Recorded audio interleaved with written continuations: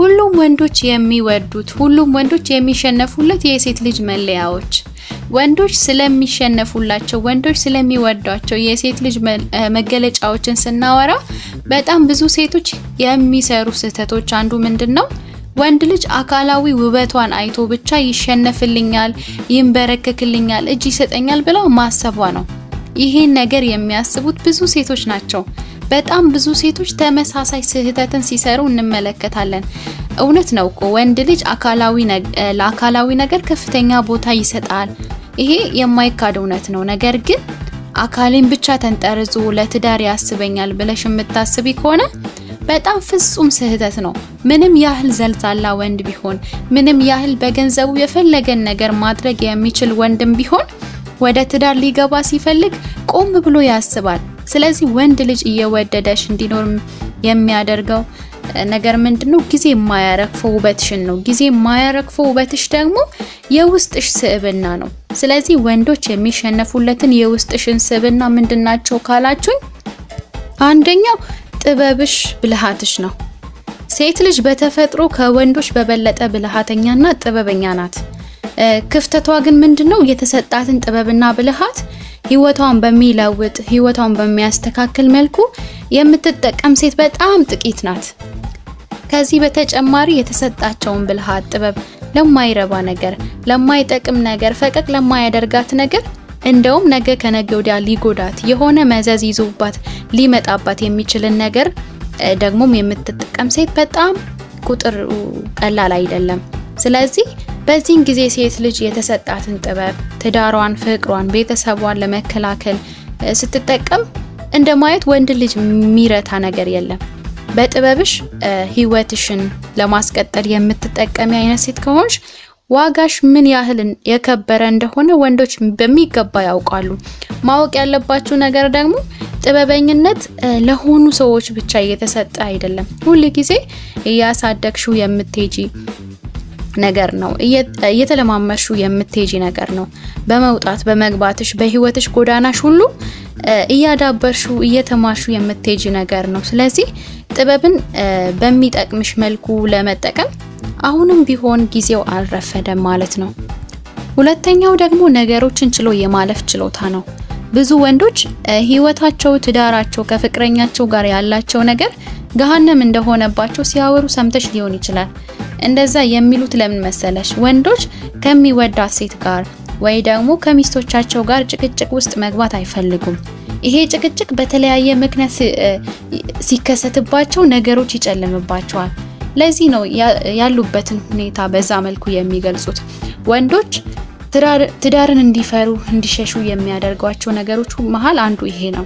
ስለዚህ አንቺ አንዳንድ ጊዜ ነገሮችን አይተሽ እንዳላየሽ፣ ሰምተሽ እንዳልሰማሽ ያየሽበትን ክፍተት መች፣ የት፣ እንዴት መናገር የምትችይበት አይነት ሴት ከሆንሽ የወንድ ልጅ ትልቁ ምርጫው ነሽ። ይሄን ስላችሁ ጥፋትን እያየሽ ዝም በይ እያልኩኝ አይደለም፣ ግን እንዴት ማውራት እንዳለብሽ ጭቅጭቅ በተሞላበት መንገድ ሳይሆን በጥበብ እንዳያፈርሳችሁ አድርገሽ በጥበብ ማውራት መቻል ማለት ነው። አንዳንዴ ደግሞ ማውራትም ካላስፈለገ ማለፍ፣ እንደዛ ማድረግ ማለት ነው። ለእንዳንቺ አይነት ሴት ምንም ነገር ሊያደርግልሽ ይችላል። ጥፋቱንም እኮ አውቋል።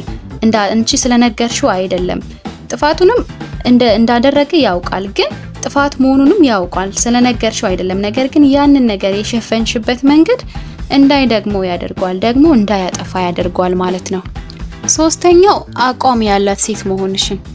ላመነችበትና ለአቋሟ ሟች የሆነች ሴት በወንዶች ልብ ያላትን የገዘፈ ቦታ ልነግርሽ አልችልም። በራስሽ በጣም ጠንከር ያሉ ውሳኔዎችን ስትወስኚ ማየት፣ ትልልቅ ነገሮችን በራስሽ መንገድ ለመስራት ስትነሳሺ፣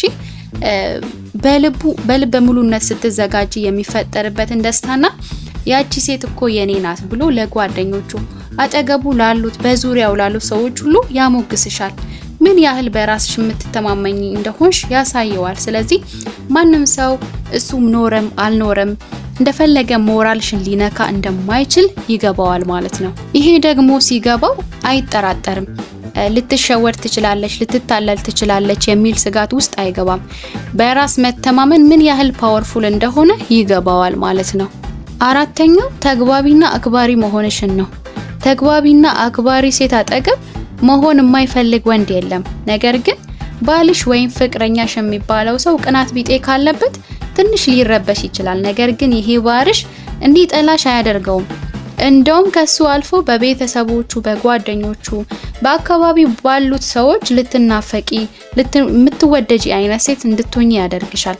እሱም ቢሆን በጊዜ ሂደት ከቅናቱ ይድናል፣ ይፈወሳል። አብሮሽ መሆን ኢንጆይ ማድረግ ይጀምራል። ስለዚህ ተግባቢና አክባሪ ተጫዋች ሴትን የማይወድ ማንም ወንድ የለም። በፍጹም አትጠላም ማለት ነው። በጣም ትወደዳለች በወንዶች ዘንድ።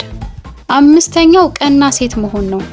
ቀናነት ምንድነው? ያየሽውን የሰማሽውን ነገር በበጎ መተርጎም የሚቀናሽ አይነት ሴት ከሆንሽ ከአንቺ ጋር ለመነጋገር ምንም ነገር አያስፈራውም። ምክንያቱም የምትነጋገሩት ለመግባባት እንጂ ትክክል መሆንሽን ለማሳየት፣ ለመብለጥ፣ አለቅነትሽን ለማንጸባረቅ ጥረት የምታደርጊ አይነት ሴት እንዳልሆንሽ ያውቃል።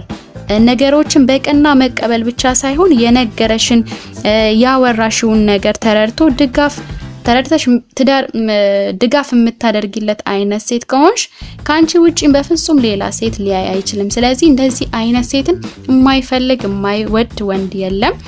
ሐሳቤን ጨርሻለሁ። ይህንን ቪዲዮ ከወደዳችሁት ላይክ አድርጉ። ለዚህ ቻናል ቤተሰብ ሁኑ፣ ሰብስክራይብ አድርጉላችኋለሁ። በሌላ ሐሳብ እስከምንገናኝ ደህና ሁኑልኝ።